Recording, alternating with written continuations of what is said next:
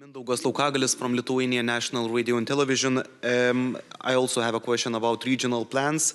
Germany today announced that they will contribute with 35,000 troops to strengthen NATO security. We understand this is connected to the regional plans. Have any other allies announced their contribution to this matter? And in more general terms, how long the implementation of NATO summit in Vilnius decisions will take? And if I may, the other question, very short one, what is NATO doing to improve the security of undersea critical infrastructure? Thank you. So first, on the undersea infrastructure, we have been working on that for many years because it is obvious that gas pipelines, power cables, internet cables, these types of undersea infrastructure are of critical importance for our societies. So this has been an issue which has been high on the NATO agenda, part of our efforts related to resilience for many years, and many things have been done to protect this critical infrastructure.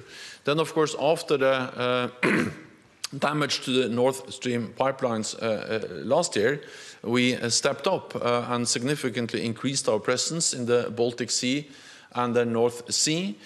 We have established a cell here at the NATO headquarters to better coordinate the efforts by between allies, and also to coordinate the efforts by the governments, the military authorities, and the private and civilian sector, because most of this critical undersea infrastructure is owned by private companies, operated by private companies, and they also have access to and control important capabilities that can help us with surveillance and also gathering information. So the work we have done since last year, since the Nord Stream incidents, is about strengthening coordination, enabling us to work more closely with the private sector, and also typically this infrastructure goes from one country, in this case Finland, to another country, Estonia, and therefore the need also to work across borders has become even more important. All of this has been done, and we're in the process of stepping up.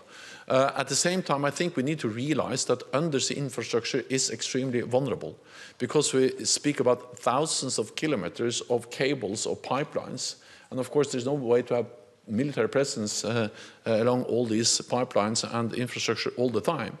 So this is about sharing information, this is about intelligence, this is about deterrence, to increase the threshold and to reduce the risks against these types of undersea infrastructure. I have spoken with the Finnish president, I have spoken with the Estonian Prime Minister. We stay in close contact with them, but I think now we need to await the outcome of the ongoing investigations. It's too early to say exactly what caused this incident and whether it was an intentional attack. So yes, we are very much aware of the risks, but it's too early to make any final assessment on how and why this happened. Then briefly on the plans, also we are now delivering as quickly as possible. We need to realize that these plans they are partly about forward presence, but they are also about in the eastern part of the alliance, but they're also about the protection of the whole alliance, the whole area of operation for SACEUR in all directions. And not least, they are about higher readiness of forces, roughly 300,000 troops on high readiness, so we can quickly reinforce if needed. And allies are constantly delivering on the capabilities needed to make these plans executable. Go to ATV Kosovo, in third row, please.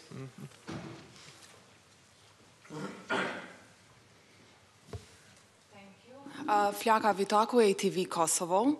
So I have two questions. The first one, how do you assess the current security situation in Kosovo, and how long will the mandate of NATO's mission KFOR in Kosovo will last?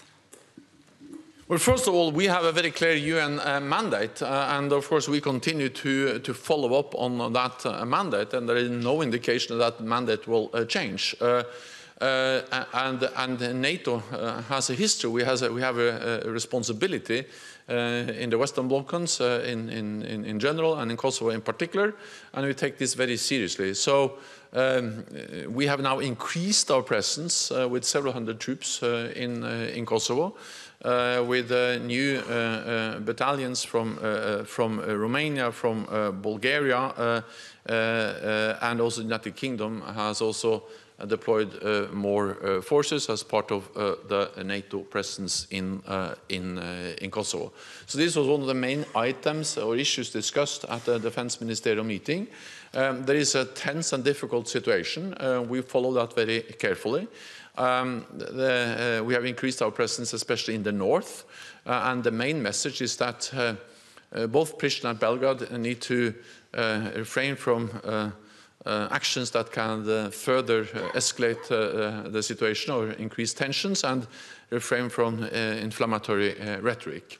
And Pristina and Belgrade should engage in the EU-facilitated dialogue. I think that's also one of the important messages from the meeting today, is that in Kosovo we see how NATO and the European Union are working hand in hand. The NATO military presence, the increased NATO military presence, supports the diplomatic and political efforts of the European Union. And we had the European Union also present at the meeting. And I think it's good to see that in a difficult and challenging situation in Kosovo and in the Western Balkans, Bosnia-Herzegovina, the EU and the European Union are actually working more closely together than we've done for a long time, and that's a good thing to see. I think we have time for one more. We'll go to ZDF over here on my left, please. Hi, ZDF, German TV. Could you please explain what was shown in the video that the Israeli minister brought, and what was the reaction amongst the ministers? Well, there were horrific pictures from the attacks and the victims of the attacks over the weekend. I think it has to be up to the Israelis to decide how much they reveal of those pictures. Some of these pictures have also been actually shown to the broader public. The main message was that it just confirmed the brutality of the attacks, how innocent civilians, young people were killed, and of course it makes a strong impact on all of us when we see the pictures and the video describing the consequences of this horrific attack against Israel. That concludes this press conference. Thank you very much. Thank you so much.